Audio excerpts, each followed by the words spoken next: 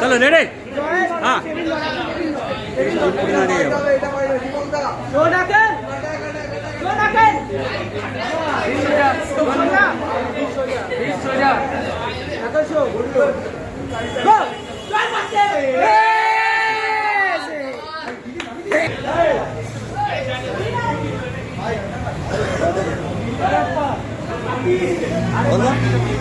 Subhajit Sikdar versus Dipak Barman.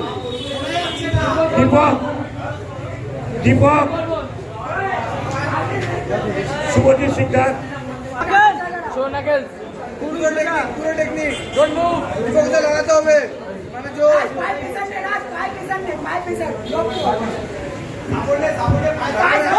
ছাড়বে না বলছি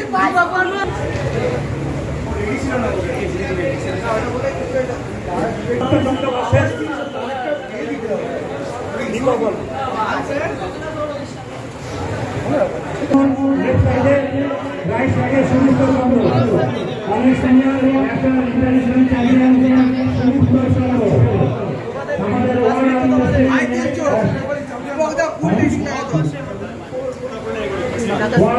ফেডারেশনের চ্যাম্পিয়ন বিমল চন্দ্র সাহেব সুপুত্র সুমিত চন্দ্র ফুল technique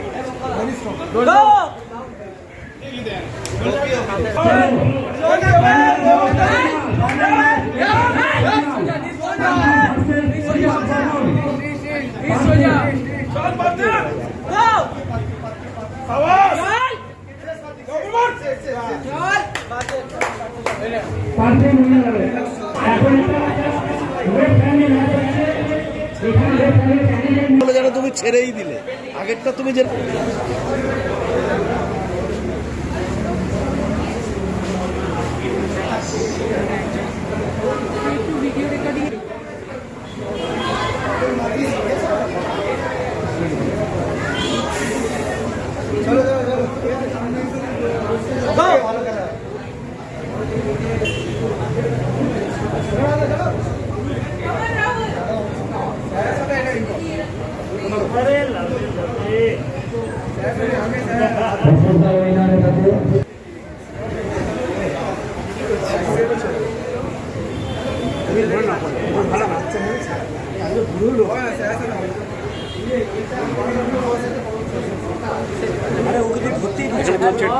classic 2024 arm wrestling competition সকাল থেকে চলছে এই কম্পিটিশন।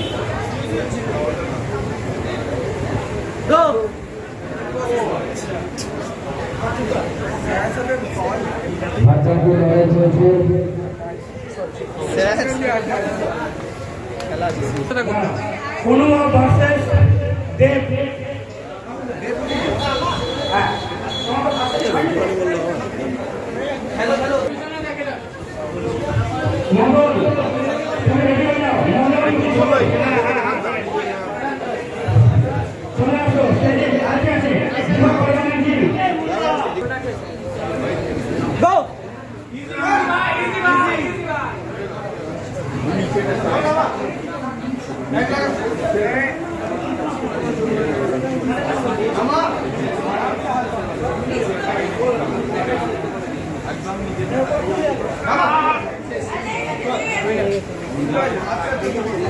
রমনাকের সাথে খেলাবে, কে জিতলো?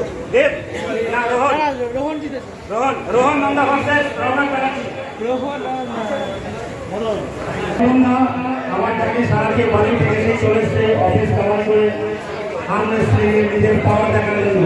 এমনিতে আমরা যখন খেলতে যাই শর্ট পাতে 5 সেকেন্ডের লড়াই হয় আমাদের, 5 সেকেন্ড শর্ট পাস ডিস্টান্স। ঠিক আছে? হ্যাঁ ঠিক আছে।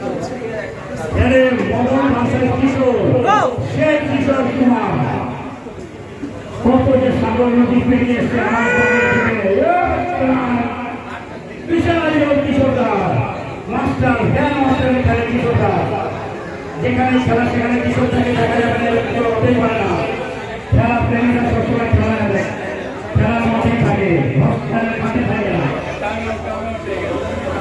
ওকে আরেকটা হবে এখানে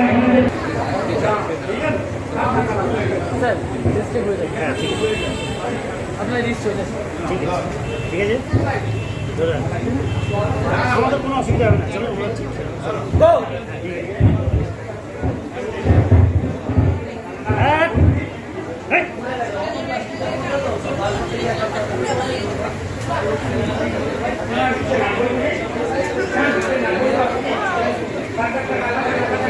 পাওয়ার পাওয়ার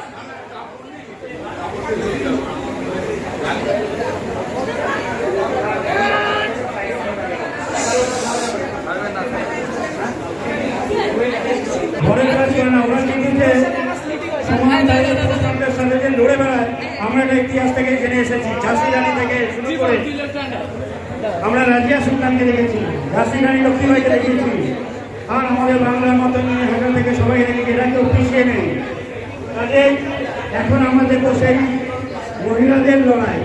দেউটি কিন্তু হচ্ছে স্টেট চ্যাম্পিয়ন সুইমার চামুন্ডাস্টের দেউটি, দেউটি ব্যানার্জি। ও কি দেউটি কি শুনতে পাচ্ছে না নাকি কৃষকটা?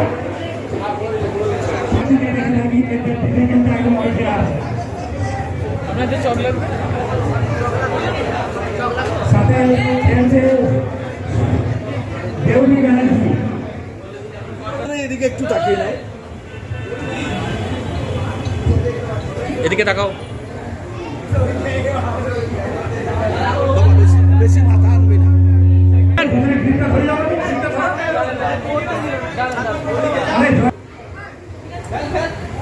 হবে হবে হবে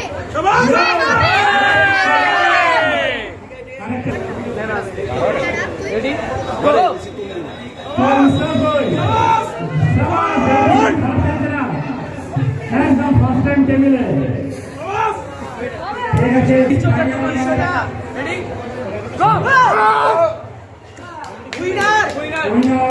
table king, table king of the table. আজকে যে জিতবে সে হচ্ছে কিং অফ দ্য টেবিল।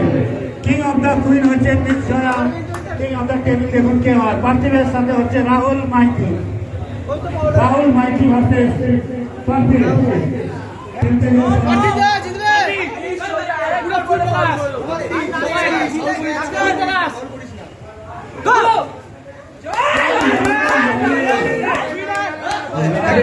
এবার এবার দুজনে একটু ওরম করে ধরে আমাদের দিকে একটু তাকাও।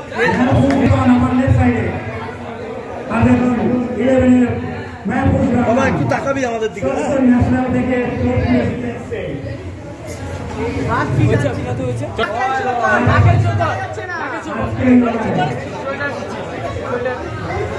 রেডি ঠিক আছে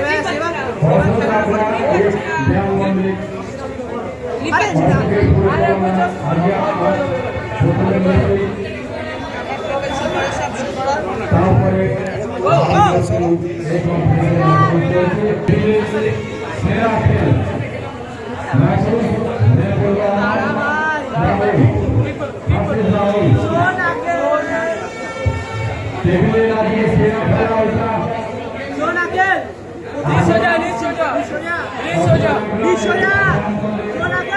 মন্দিরের পরিচালক আজকে আর্ম রেসলিং একটু আগে পার্থিবকে আমি আমার এখানে ফার্স্ট টাইম আমি দেখছি, এর আগে আমি দেখিনি। গঙ্গা নিয়ে এসে ফ্রেশ ছেলে, এত পাওয়ার, এত স্টেপ আমাদের দাঁড়াও দাঁড়াও তারা উড়ো না। পার্থিবের জন্য আমি চল ব্রিফ খোলো আরে শোন আকে ব্রিফ সোজা দুজনে দেখা 0.9 সেকেন্ড শোটা আমি তো স্টার্ট বলেছি এখনো একটা একটা করে তো ব্রিফ সোজা তোমারও মুভ করবে না ডোন্ট মুভ গো পার্টি দে ধন্যবাদ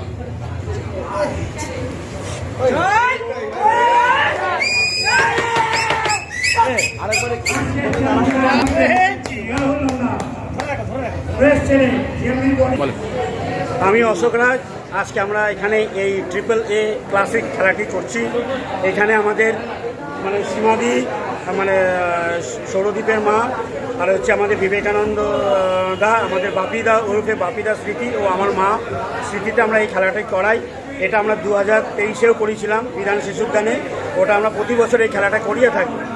আমার মা খেলাটাকে খুব ভালোবাসতেন, বলতেন যে যেই ছেলের শরীর স্বাস্থ্য নেই সেই ছেলের কোনো দাম নেই। সেরমনি সৌরদীপের মাও একই কথা, বাপিদার একই কথা। তো কাজেই আমাদের সেই সিটি চ্যালেঞ্জ ট্রফিটা ওনারাই দিচ্ছেন এখানে চ্যাম্পিয়ন অফ চ্যাম্পিয়নদেরকে, যাতে ছেলেরা খেলুক, আরও উৎসাহ পাক, আরও আগে যাক, এটা জাতীয় স্তরে আন্তর্জাতিক স্তরে যাতে খেলে একটা পজিশন পাক। তার জন্য আমরা এই খেলাটা মানে ভালোবাসি আর করিয়েও থাকি। এখান থেকে ছেলেরা সব, আমরা যেমন এই কিছুদিন আগে ন্যাশনাল থেকে খেলে এলাম, আমরা প্রত্যেককেই প্রায় পদক হোল্ডার। আর এখানে এখনই কিছুক্ষণ বাদে আমাদের এখানে অনেক গুণীজনরা চলে আসবেন, যাদের হাত থেকে অলিম্পিকে মালেশ্বরী প্রথম আমাদের ইন্ডিয়াকে ব্রোঞ্জ এনে দিয়েছিলেন।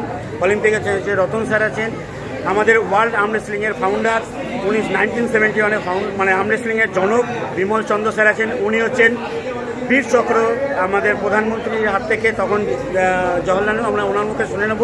ওনার উপরে গাজী অ্যাটাকটা হয়েছে, ফিল্মটাও তৈরি হয়েছে। প্লাস আমাদের এখানে আরও এখন সবাই আসবেন। এখানে আমাদের হিন্দু বিদ্যাপীঠ স্কুলের ম্যাম রয়েছেন, বৈশাখী ম্যাম, প্লাস আরও এরা সব গুণীজনেরা আসছেন। আর এই খেলাটি আজকে আমরা এখানে 5 রকমের খেলাটি করেছি। কতজন প্লেয়ার, ছেলে কজন, মেয়ে কজন, এখানে ক্যাটাগরি ভাগ করা হয়েছে? এখানে বেশিরভাগ পাওয়ার লিফটিং খেলাটা হয়েছে, মেন ফিজিক, বডি বিল্ডিং। মেয়ে খুবই কম, কিন্তু ছেলে এসছেন প্রায় 61 জন ছেলে এখানে আজ খেলছেন। একটি ছোট্টর উপরে একটি প্রোগ্রামটা করার চেষ্টা হয়েছিল, যাতে আর কি কোনো অসুবিধা না হয় কারো বসতে, তারা যাতে কোনো রকম আসতে, কেন এই বৃষ্টি বাদলার দিনে অনেকে এসে উঠতে পারেননি, অনেকে দূরে থাকেন কিছু ট্রেন মিসিংয়ের জন্য। তা মোটামুটি 60-65 জন ছেলে ক্যান্ডিডেট এসেছে। কটা ক্যাটাগরিতে ভাগ করা হয়েছে? এখানে 5টা ক্যাটাগরিতে ছেলেগুলোকে ভাগ করা হয়েছে, 50, 60, 70, 80 প্লাস ওপেন ক্যাটাগরি। আচ্ছা, তাতে কি প্রত্যেককে ট্রফি দেওয়া হচ্ছে না খালি ফার্স্ট সেকেন্ড থার্ড দেওয়া এখানে হচ্ছে? যেহেতু এই খেলাটা আমি পশ্চিমবঙ্গে প্রথম লঞ্চ করছি, ডিক্লাইন আর রিভার্স কাল, যেটাকে আমি ইগল গ্রিপ বলেছি। মানে ইগল যেরকমভাবে শক্ত হয়ে মাছটাকে ধরে যাতে তার হাত থেকে পড়ে না যায়, ওরকমভাবে আমরা সেই লোহাটাকে ধরার চেষ্টা করবো যাতে আঙুল থেকে পড়ে মেঝেটা না ভাঙে, যাতে কারো কোনো ক্ষতি না হয়, ড্যামেজ না হয়। ওরকমভাবে আমরা এই খেলাটাকে করেছি রিভার্স কাল ওর না। আরেকটি করেছি উল্টোভাবে ব্যায়াম, মানে পাটাকে উপরে তুলে বুকে লোহা তোলা। আমরা এতদিন খালি বুকটাকে উপরে রেখে বা ফ্ল্যাটে রেখে বেঞ্চ প্রেস মেরেছি, কিন্তু এই ফার্স্ট টাইম ওয়েস্ট বেঙ্গলে কেন, এটা ইন্ডিয়াতেও বলতে গেলে ডিক্লাইন বেঞ্চটা এটা আমার মাধ্যমেই আজকে শুরুয়াত হলো। আর রিভার্স কালটা মনে হচ্ছে আমার মাধ্যমেই শুরুয়াত হয়েছে। এখনও পর্যন্ত এই গেমটা কেউ খেলেনি বা করায়নি। মোটামুটি রেসপন্স খুব ভালো, ছেলেরা সব খেলছে, খুব ভালো আনন্দ পাচ্ছে, মজা পাচ্ছে। আমি তো আপনি দেখতেই পাচ্ছেন সবাইকে যে ছেলেরা উৎসাহিত আছে। এবার মেন ফিজিক আর বডি বিল্ডিংটা আছে, ন্যাচারাল বডি বিল্ডিং করা আছে। এখনকার দিনে সবাই যেমন ডোপ নিয়ে বডিটাকে একদম শুকিয়ে শিরা বার করে না খেয়ে বডি বিল্ডিং পোজিংগুলো করে, সেটা দেখতে সবার একটু কেমন লাগে। আগেকার দিনে যেমন আমি নিজেই বিশ্বশ্রী মনোরঞ্জের স্টুডেন্ট, আমি মনোজদার রায়েরও স্টুডেন্ট, কিন্তু তখন দেখেছি তাদের চেয়ারের মধ্যে একটা লালিত্য ছিল, কিন্তু এখন চেয়ারের মধ্যে সেই লালিত্যটা নেই। মানে কত চিবড়ে বার করতে পারে, মানে দেখে লোকে বলবো না চোপা টোপা বসে গেছে, এরকম যারা শুকনো চেয়ার। কিন্তু এখন আমার এখানে যারা খেলবে তাদের মধ্যে সেই ব্যাপারটা নেই, সব অ্যান্টি ড্রাগস খেলাটা হচ্ছে। আপনি তো নিশ্চিত একজন মুম্বাইয়ের প্রতিষ্ঠিত অভিনেতা, হঠাৎ এইভাবে খেলার সঙ্গে কী করে নিজেকে যুক্ত করে ফেললেন? আমি প্রথমে প্লেয়ার, তারপরে অভিনেতা। আমি খেলার সূত্রেই আমি সিনেমায় অভিনয়ের চান্স পাই। আমি প্রথম বই করি শেষ কর্তব্য শান্তনু ভৌমিকের, টালিগঞ্জে। তখন আমাকে দেখে রিকচার ব্যানার্জি বলেছিলেন যে এই আন্ডারটেকারটাকে কোথা দিয়ে ধরে নিয়ে এলে। আমি 96-এ ফার্স্ট সিনেমা করি শেষ কর্তব্য। প্রথম দিনে আমার সাথে ঋতুপর্ণা শুটিং ছিল ইন্দ্রপুরী স্টুডিওতে। ঋতুপর্ণা দেখে বলে এই বাবা, এই লোকটাকে কোথা দিয়ে, কি বাঙালি লোক না কোথায় বাইরের লোক? তখন বলে কি না এটা বাঙালি ছেলে, আমাদেরই ছেলে, খুব ভালো ছেলে। আপনি তো হিন্দিতে অনেক সিনেমা করেছেন। আমি হিন্দিতে গোটা 35টা করি, রামগোপাল বর্মার সাথে করেছি, সরকার করেছি, ডি কোম্পানি করেছি, প্লাস আমি রাজকুমার সন্তোষী খাকি করেছি, মধুর ভান্ডারকারে আন করেছি, প্রায় 35-36টা ছবি করা আছে বড় বড়। আমরা তো কখনো শুনিনি যে রেসলিং শুনেছি, কিন্তু আর্ম রেসলিং যে খেলা বেঙ্গলে যে হয়, এটা মানে কি করে মাথায় এলো? এটা আমি শ্রী বিশ্বশ্রী মনোজ রায়ের হাত ধরে আমি এই খেলাটাকে শুরু করি। পরে আমার স্যার বিমল চন্দ্রের মাধ্যমে আমি এখন ওয়েস্ট বেঙ্গলের জেনারেল সেক্রেটারি, আমাদের প্রেসিডেন্ট সাথেই রয়েছেন। বিমলদাই একটু গাইড করে দেবেন, আমাদের বলে দেবেন যে কীভাবে 1971 থেকে এই খেলাটা প্রচলিত, কিন্তু কলকাতাতে বা ওয়েস্ট বেঙ্গলে এত প্রচলন এটা হয়নি। কিন্তু এটা আমরা চাইছি যাতে এই খেলাটা ঘরে ঘরে হোক বা চলে জেনে যাক জোগাড় মতো। এটা এত কম জায়গায় খেলাটা হয়, একটা টেবিল লাগলে আমরা যেন মলে, ট্রেনে, বাসে যেখানে সেখানে আমরা খেলতে পারি। এটা হচ্ছে ছোটো জায়গায় নিজেকে হিরো বানানোর জন্য, এর থেকে ভালো খেলা আর হতেই পারে না। আমি সবার থেকে স্ট্রং, এটা দেখাবো কোথায়? ওটা বোঝাতে গেলে সেটা হচ্ছে আর্ম রেসলিং। আমার জুডো করতে গেলেও আমার জায়গা লাগবে, ক্যারাটে করতে গেলেও জায়গা লাগবে, কিন্তু আর্ম রেসলিং করতে গেলে কোনো জায়গাই লাগবে না। এটা হচ্ছে ছোটো জায়গা সবথেকে ভালো। এই খেলা নিয়ে আপনি কতটা আশাবাদী? আজকের দিনে প্রজন্মের ছেলেরা তো খেলাধুলার মধ্যে থাকতেই এই চায়। খেলার প্রতি যত জনপ্রিয়তা বাড়ছে, আমার মনে হচ্ছে এই খেলাটা আগে আমাদের ন্যাশনাল গেম হিসাবে চান্স পাবে, তারপরে আমরা ধীরে ধীরে এশিয়ান অলিম্পিক্স গেমে দিকে এগিয়ে যাব। অলরেডি আমাদের পেপার ওয়ার্ক শুরু হয়ে গেছে। এই খেলা খেলে অনেক জায়গাতে আমাদের ডাইরেক্ট, যেমন হরিয়ানাতে পুলিশ রেজিমেন্টে এইসব খেলা চলছে, যাতে ডাইরেক্ট রিক্রুটমেন্টও হচ্ছে। ছেলেরা একটা ভালো প্ল্যাটফর্ম পাবে, একটা ভালো চাকরি পাক, সেটাই আমরা চাই। খেলাধুলা করেও যে একটা স্কোপ আছে সেটা আছে, আমরা এটা আর্ম রেসলিংটাকে দেখি আমরা। আপনি তো নিজে একটা সংস্থা খুলেছেন, প্লাস আপনি তো কদিন আগে শুনলাম আপনি মুম্বাই থেকে গিয়ে অল ইন্ডিয়াতে কম্পিটিশনে আপনি ডান হাত বা হাত দুটো হাতে আপনি পুরস্কার নিয়ে এসেছেন। হ্যাঁ, এটা কি করে সম্ভব হলো? এই একটু স্বাস্থ্য চর্চা করি বলে খেলতে পারি, এটা সবাই উৎসাহ দেয়, বলে কি যে কী হলো স্যার, যেই আমার বাড়িতে আসে তারা বলে কি স্যার একটু বসো দেখি, একটু বসো দেখি। এই করতে করতে আমরা এই খেলাটাকে খেলতে খেলতে চলে গেলাম, খেলে এলাম আমরা। রীতিমতো একটু চর্চা না করলে কি ভালো থাকবে না শেষে। তাহলে এই বয়সেও আমি মোটামুটি মনে হয় যেন আমি নিজেকে ফিট রাখার জন্য ব্যায়াম করাটা অতি দরকার। অ্যাবাভ 50-তে যে লোকে খেলতে পারে রেসলিং, আমি এখন রেসলিংও খেলবো রোমান স্টাইলে কিছুদিন পর। আমার নাম বিমল কুমার চন্দ্র। এই গেমটা বলতে গেলে পরে আমি 1977-এ যখন এই গেমটা শুরু হয় তখন থেকে আমি এই গেমের সাথে আছি, এবং এই গেমটা স্রষ্টা ফাউন্ডার মেম্বার হিসাবে আমি, এবং বর্তমানে আমি ওয়ার্ল্ড ফেডারেশনের প্রেসিডেন্ট। আমি ভারতবর্ষের যত জায়গায় কম্পিটিশন হয় সব জায়গায় আমি চেষ্টা করি যাবার জন্য। এখনও আমি বর্তমানে 80 বছর বয়স আমার। এই 80 বছর বয়সে কিন্তু আমি এখনও পর্যন্ত ছাড়িনি। আমি একমাত্র যে মেম্বার, ফাউন্ডার মেম্বার, যে এখনও পর্যন্ত 1977 থেকে এখনও পর্যন্ত ওই গেমটাকে চালিয়ে যাচ্ছে। আমি চাই যে ইয়ং জেনারেশন তারা যাতে জানতে পারে যে এই গেমটা কী, কারণ এই গেমটায় কোনো ইকুইপমেন্ট লাগে না, যে কোনো কেউ খেলতে পারে, যে ছেলে মেয়ে যে কোনো কেউ খেলতে পারে। আমি চাই ইয়ং জেনারেশন এই গেমের থ্রু দিয়ে যাতে তারা ডিসিপ্লিনড হয়। আমি চাই ডিসিপ্লিনড হওয়ার জন্য, কারণ ডিসিপ্লিন হতে হলে পরে একটা স্পোর্টস দরকার আছে। স্পোর্টসম্যানের ভীষণ প্রয়োজন ডিসিপ্লিনের, যে মানুষকে তৈরি করবে ভবিষ্যতের জন্য। সুতরাং খেলাধুলোর সাথে যুক্ত হলে পারে তার পক্ষে সুবিধা আছেই যে সে ডিসিপ্লিনড হবে এবং তার জীবন, আগামী যে জীবন, সেই জীবনটাকে সে সুষ্ঠুভাবে পরিচালনা করতে পারে।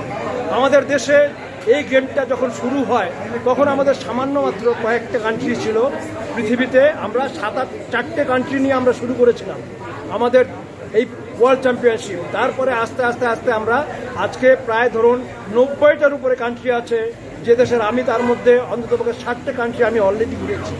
আমি ওয়ার্ল্ডের প্রেসিডেন্ট, যেহেতু ওয়ার্ল্ড বডির প্রেসিডেন্ট, আমাকে প্রত্যেক জায়গায় যেতে হয় এবং আমি সব জায়গায় চেষ্টা করি যে সব জায়গায় যাবার জন্য এবং ইয়ং জেনারেশনকে ইন্সপায়ার করার জন্য। আর সবাইকে চাই যে এই গেমটা যাতে সবার মধ্যে প্রচার হয়। আমি প্রচারটা সবচেয়ে বড় জিনিস, যতক্ষণ পর্যন্ত প্রচার না হবে সবাই মিলে সমস্ত জায়গায় যে কোনো জায়গায় কম্পিটিশনটা করা যায়, সুতরাং প্রচারটা সবচেয়ে বড় জিনিস। এটা যদি হয় তাহলে পরে আমার মনে হয় আজকে। আর দ্বিতীয় কথা হচ্ছে যে আজকে অনেকেই ভাবে যে গেমটা এত হলো কী করে। অনেক আমাদের আজকে ভারতবর্ষে অন্তত 6 থেকে 7টা স্টেট আছে যেখানে আমাদের গেমটা অনেকভাবে ছড়িয়ে গেছে। আমরা চাই সেই গেম সবাই একসাথে আসা, কারণ কি যতক্ষণ পর্যন্ত আমরা একসাথে ইউনাইটেডলি আমরা না হব ততক্ষণ পর্যন্ত কিন্তু আমাদের গেমটা আরও উপরে উঠতে পারবে না। আমার কাছে একটাই অনুরোধ, আমি সবাইকে বলবো একটাই কথা, যে সবাই একসাথে আসুন, যে যেখানে আসুন না কেন, যে কোনো ফেডারেশন আসুন না কেন, আপনারা সবাই মিলে এই গেমটাকে উপরে নিয়ে যাওয়ার জন্য একসাথে আসুন।